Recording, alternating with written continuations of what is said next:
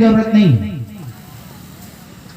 मैं इस बात पर बताना चाहूंगा, इस बात को मैं फोकस दूंगा कि आज भारतीय संविधान जो बाबा साहब बी आर अम्बेडकर जी ने जो लिखा है, इस संविधान के ताकत पर, इस संविधान के दम पर, इस संविधान में जितने भी धाराएं हैं, ये सभी धाराएं सुरक्षित और सेफ हैं। उन्हीं के संविधान के द्वारा आज यहाँ पर पंडाल लगा करके हमारे अतिथियों द्वारा, मैं स्वयं यहाँ पर स्टेज पर भी जो अपना वक्तव्य दे रहा हूँ, ये किसके बदौलत है? इस बात को हमें समझना होगा, ये भारतीय संविधान की बदौलत है।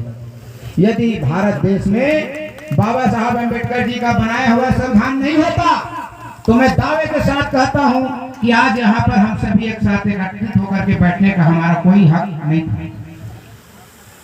ये तो अलग बात है, लेकिन मैं एक बात और बताना चाहूंगा।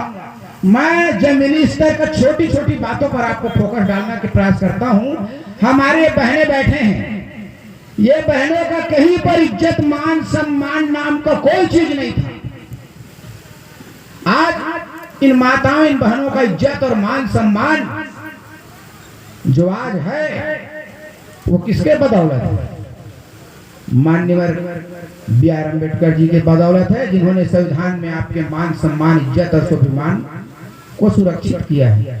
लेकिन फिर भी हमारे माताएं, फिर भी हमारे बहनों उस मंदिर की तरफ क्यों जाते हैं? आप लोग, हम मंदिर की तरफ क्यों अपना कदम बढ़ाते हैं? भाई आपको मालूम होना चाहिए, आपको मान सम्मान, इज्जत, स्वाभिमान, यहाँ तक कि पिता के हक पर, पिता की संपत्ति पर पुत्र के साथ साथ बेटी का भी उतना ही अधिकार बनता है। ये अधिकार किसने दिया आपको? ये बाबा साहब के संविधान ने दिया। आज भारत देश में, ये बड़े गर्व से मैं कहना चाहूंगा, इस भारत देश में कभी यह पूर्व, यह बहुत पहले की कार्यकाल में महिलाओं को पैर के जूती समझा जाता था, उससे भी बदतर उनका जिंदगी था। लेकिन आज जब हम महिलाओं को देखें तो इस भारत देश का सबसे बड़े स्थान पर, सबसे बड़े पद पर, इस भारत देश का सबसे बड़ा कोई पद है तो राष्ट्रपति से कोई बड़ा पद नहीं है। उसमें भी हमारे महिलाएं, माताएं, बहनें जो है आज राष्ट्रपति के पद पर विराजमान है आज के तारीख में। ये किनकी बदौलत है? ये बाबा साहब के संविधान की बदौलत है माताओं। इसको आपको कोई करवा चौथ, कोई तीज त्योहार, कोई मंदिर मस्जिद में जाने की जरूरत नहीं है। आपको मान सम्मान, स्वाभिमान और इज्जत से जीने का जो हक और जो अधिकार मिला है वो माननीय बाबा साहब का ही देन है। लेकिन यहीं पर फिर मैं एक बात कहना चाहूंगा, आपको बाबा साहब ने जो संविधान लिखा है, इसमें किसी जाति विशेष के महिलाओं को ही इज्जत और मान स्वाभिमान मिलेगा ऐसी बात नहीं है। इस भारत देश में जितने भी महिलाएं हैं, चाहे वो स्वर्ण हो, ब्राह्मण हो, बनिया हो, ठाकुर हो, क्षत्रिय हो, वैश्य हो, जो भी हो, XYZ जो यहाँ जन्म लिए हैं महिलाएं, वो सबका इज्जत और मान सम्मान बाबा साहब ने संविधान ने सुरक्षित किया है। तो वो महिलाएं इस बात को क्यों नहीं समझ पाते हैं कि बाबा साहब जो संविधान लिखे हैं इनके दम पर हम हैं,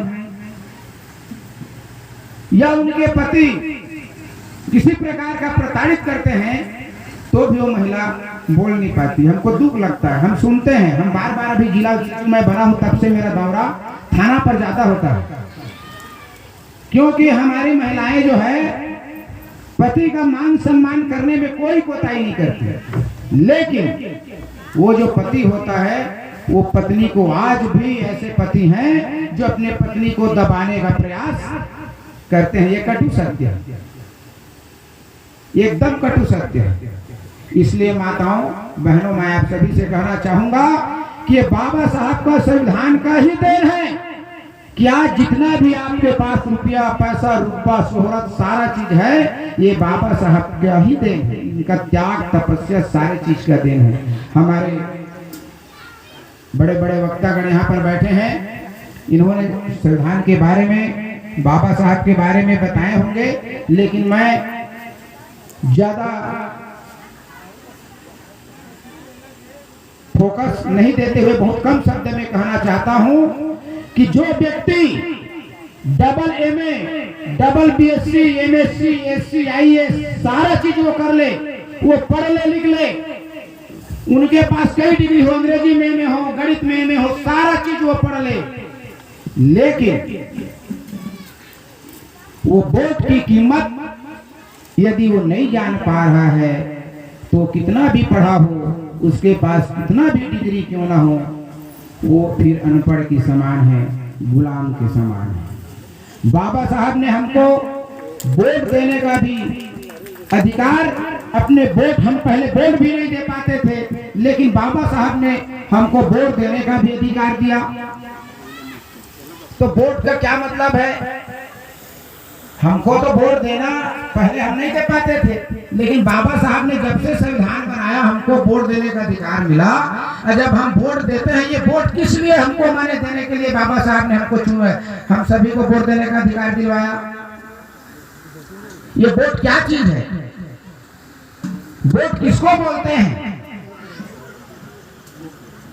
आज भी हमारे आदमी वोट के महत्व को, वोट की इज्जत को, वोट के भी मान सम्मान को नहीं समझ पाते। ये बड़ी दुख की बात है। आज हमारे पास वोट है, यदि हमारे पास वोट है तो वोट को हमको कहां डालना है, इस बात को भी हमको समझना होगा। वोट को हमें वहां डालना है, अपना वोट को, वो वोट जो अपना आदमी चुनाव मैदान में होगा, अपना एससी, एसटी, ओबीसी माइनॉरिटी का बाबा साहब का बनाया हुआ, माननीय कांसीराम साहब का बनाया हुआ पार्टी, अपना पार्टी बहुजन समाज पार्टी जो है, नीला झंडा हाथी निशान, यही अपना पार्टी है। एससी, एसटी, ओबीसी माइनॉरिटी, ये सभी लोग का, हम लोग का एक ही पार्टी है, यही अपना घर है। हम किराए के घर में रायपुर में, भोपाल में, दिल्ली में, कलकत्ता में, मद्रास में, गोवा में, चेन्नई में, हैदराबाद में, इस धरती के किसी कोने पर आप चले जाइए और किराए का मकान लेके रह लीजिए। 1 माह, 2 माह, 3 माह, 4 माह, 1 साल, 2 साल, 4 साल, 5 साल, 10 साल, लेकिन उसके बाद आपको पुनः अपने घर वापस आना पड़ेगा। मेरे भाइयों, मेरे बहनों, मैं आप सभी से एक बार फिर से कहना चाहूंगा कि आप वोट की कीमत को समझें। समझने के साथ साथ आपका वोट कहां जाना चाहिए? बीएसपी के बहुजन समाज पार्टी के नीला झंडा हाथी निशान पर वोट जाना चाहिए, क्योंकि माननीय कांसीराम साहब, बाबा साहब भीमराव अम्बेडकर जी के बताए हुए रास्ते को, उसके मिशन को, उसके कारवा को आगे बढ़ाने के लिए माननीय कांसीराम साहब ने वैज्ञानिक के नौकरी को, पद को छोड़ा, अपने घर बार को छोड़ा, अपने नाता रिश्ता को छोड़ा, शादी ब्याह में नहीं गया, अपना बैंक बैलेंस नहीं रखा, ये सारा चीज को निछावर कर दिया। क्यों ऐसा किया? ये मेरा समाज, ये मेरा 85% समाज जो सोया है, जो गरीब है, जो लाचार है, जो अनपढ़ है, जो अशिक्षित है, इसको किसी चीज का मालूम नहीं है, ये मेरा समाज सोया है। मैं पढ़ा लिखा व्यक्ति हूं, तो मेरा दायित्व बनता है कि मैं अपने समाज को जगाऊं। इस नाम से उन्होंने आजीवन शादी भी नहीं किए और अपना जीवन को पूरा कुर्बान कर दिए। माननीय कांसीराम साहब को जिन्होंने देखा होगा, माननीय कांसीराम साहब ने जिसके घर में रुका होगा, वो घर मैं आपको बता दूंगा, वो जिनके साथ वो चले हैं उनका मैं नाम बता दूंगा, आप उनसे पूछिएगा।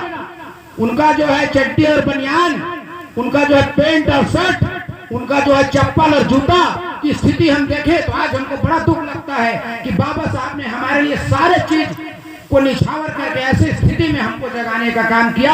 और आज हम बाबा साहब भीमराव अम्बेडकर के बनाए हुए संविधान के बदौलत हम नौकरी पेशा वाला हो गए, हमारे पास ठेकेदार हो गए, हम पूंजीवादी हो गए, हमारे पास धन दौलत शोहरत इज्जत मान सम्मान सब आ गया, और हम बाबा साहब को आज के तारीख पे भूल गए, हम इधर मौज मस्ती में भूल गए।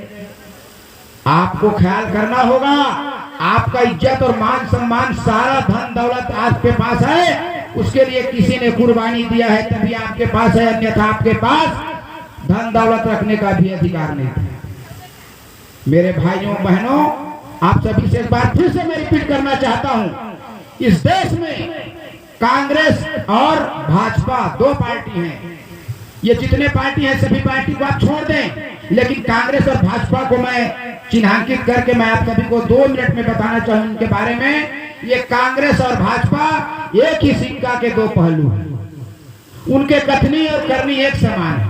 लेकिन माननीय कांशीराम साहब के बनाए हुए माननीय कांशीराम साहब जी ने हम सभी को बहुजन समाज को जगाने का काम किया और DS4 बाम से DSP का निर्माण करके अपना हक अधिकार पाने के लिए, जो अपना हक अधिकार, जो अपना शासन था, अपना हुकूमत था, वो हमारा छीन लिया गया है। फिर से हमारे आदमी हमारे सत्ता पर आए, अपना हुकूमत चलाए कह के, अपने इस देश का शासक बने कह के, वो वोट देने का अधिकार जो बाबा साहब ने दिया है, इंगित किया है संविधान की तरफ। आज मुझे दुख लगता है कहते हुए कि भारत देश का सांसद, भारत देश का सांसद भवन दिल्ली में जो है वो आज भी इंतजार और राह ताक रही है, वो सांसद भवन कि कब बहुजन समाज पार्टी का प्रधानमंत्री आए और यहीं से वो भीम, जय भीम का नारा लगाए, इस मूवमेंट को आगे बढ़ाए।